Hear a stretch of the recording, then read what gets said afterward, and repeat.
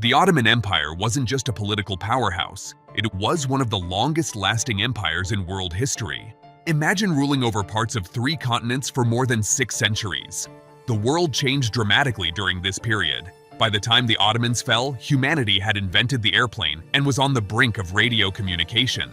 So, let's walk through the highs and lows of this fascinating empire. But don't worry, this isn't a dry history lesson. We'll keep things light, interesting, and packed with stories of conquest, betrayal, and more than a few family feuds. Chapter 1. From Warriors to Empire Builders. In the 13th century, a small band of Turkish warriors migrated to Anatolia, what is now modern-day Turkey. They were led by a guy named Osman Nafi, whose name would become synonymous with a vast empire.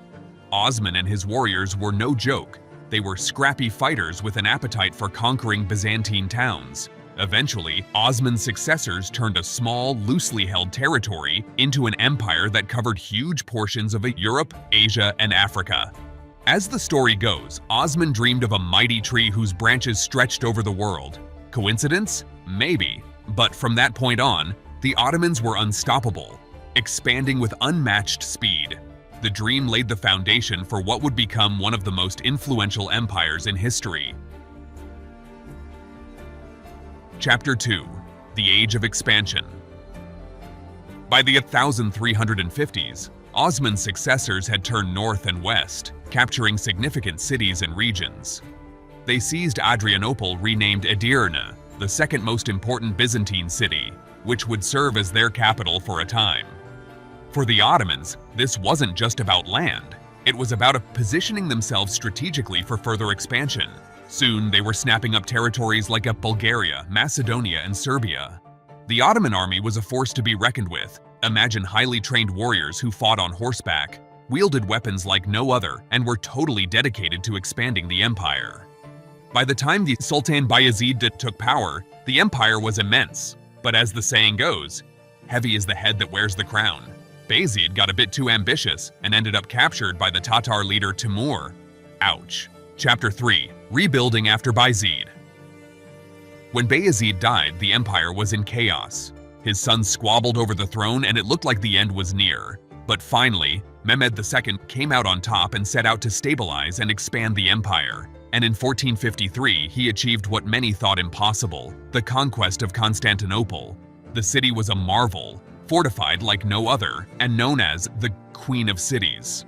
For centuries, it had been the prize every ruler wanted but couldn't quite capture. But Mehmed wasn't deterred. He brought in massive cannons, built a fortress nearby, and cut off supplies to the city. After a bloody siege, the city fell, marking a pivotal moment in history. Constantinople was renamed Istanbul and would become the beating heart of the empire. Mehmed transformed it into a hub of art, trade, and culture, laying the groundwork for a golden age. Chapter 4. The Empire at its Peak. If there's one name you'll hear a lot in Ottoman history, it's Suleiman, known as the Magnificent. He ruled in the 16th century, overseeing the empire at its absolute peak. The Ottomans controlled the Mediterranean trade routes, dominated the Middle East, and stretched all the way to Hungary in Europe. Suleiman wasn't just a conqueror, he was a patron of the arts and an architect of society. Under his rule, Ottoman society flourished in fields like art, music, and literature. Even the palace kitchen got an upgrade, introducing sophisticated recipes that are still enjoyed in Turkey today. And yes, Suleiman was powerful, but he also had a softer side, often visiting markets in disguise to hear from his people directly. But as powerful as he was, Suleiman's later years saw a shift that would eventually spell trouble. He began to withdraw from public life, preferring the company of his harem and leaving day-to-day management to his viziers. This shift led to a power vacuum, and his successors struggled to wield the same level of control. Chapter 5. The Decline Begins. Suleiman's successors faced one big problem. Europe was changing fast, and the Ottomans were a bit slow to catch up. The Dutch and British cut into Ottoman trade, rerouting routes away from the Middle East and hitting the empire's economy hard. Adding to the chaos were several rebellions, including from within the Janissary Corps, the elite troops who were supposed to be loyal only to the Sultan. Plus, the sultans were becoming increasingly ineffective. Many of them were kept isolated and uneducated, emerging as weak leaders with little idea of how to control an empire. It's hard to rule a kingdom when you've spent most of your life inside the walls of a palace, completely detached from reality. Chapter 6. The Eastern Question. By the late 18th century, European powers could sense that the Ottoman Empire was on shaky ground, and they wanted a piece of the pie. Known as the Eastern Question, this period saw European nations trying to divide Ottoman territory among themselves.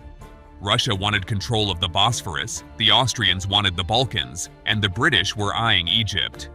Basically, it was a free-for-all. The Ottomans tried to reform, but it was a bit like putting a band-aid on a sinking ship.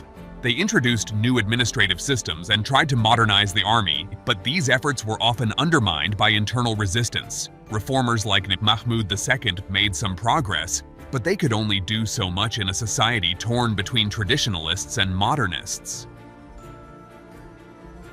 Chapter 7. The Final Years. By the early 20th century, the empire was a shadow of its former self. Revolts in the Balkans, independence movements, and a struggling economy left it weak and fragmented.